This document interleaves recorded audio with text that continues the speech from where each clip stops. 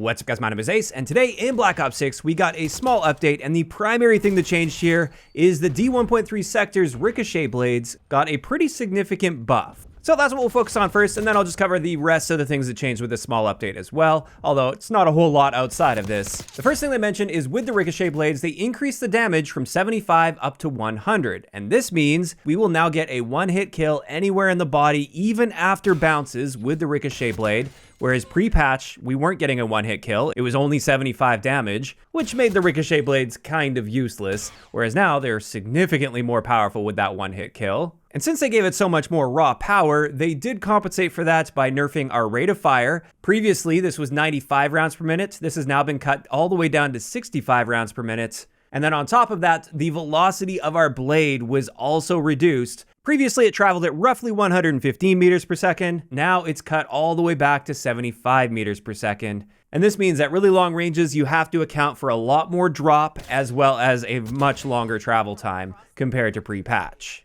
Now, just in case you're curious as to how this now stacks up against the base blades or the explosive blades, when it comes to damage, they're all now capable of a one-hit kill. With rate of fire, we used to have the fastest rate of fire with Ricochet Blades at 95 rounds per minute. Now it's just 65, which is in between the base blades and the explosive blades, so it's not quite as slow as the explosive ones, but it is still quite slow, so you can't really spam them very well. And then when it comes to that blade velocity, it's actually equal to the base blades at 75 meters per second over a distance of 80 meters. Whereas again, previously it was a standout in that area. Now those are the primary stats that changed with the Ricochet Blades. However, they did also mention in the patch notes they improved bouncing speeds and physics. And taking a look at some clips where I was just playing around with the bounces, I'm definitely noticing much more consistent bouncing. Pre-patch, oftentimes the blade would just like stop dead in its tracks when it hit a wall, and then it would just like drop down to the ground. Whereas now it really seems to maintain a lot of that momentum after a bounce, and therefore you're much more likely to get several bounces in a room, which is what you would expect to see with something like this. The whole purpose of this is to fire it into a room without even seeing the enemy player, and then hoping you get a lucky bounce, or you're a geometry whiz and you absolutely nail it on the first shot and get that perfect angle right away. In either case, overall, this was a massive buff to the Ricochet Blades. They're going to be far more useful now. In fact, I would now argue that this is the best bet to use because that Ricochet just has so much potential attached to it compared to the base blades, which do shoot faster, but if you miss, you don't even have a chance of a bounce potentially hitting them. Or the explosive blades, where you have a significantly slower fire rate, plus if the enemy's using flak jacket, you have to hit them directly, whereas again, with the Ricochet Blades, even if you miss, if they're in a small room, you still got a chance of that blade bouncing off of something and still killing them. Or maybe just getting lucky and killing one of their teammates. And that wraps it up for the primary part of this update, although I also want to point out a few other things that they changed here. The first thing is they extended the TMNT event, and this is likely to coincide with the delay of Season 3. So it seems like they're just trying to stretch that out a little bit so there's still an event going on for a longer period of time here.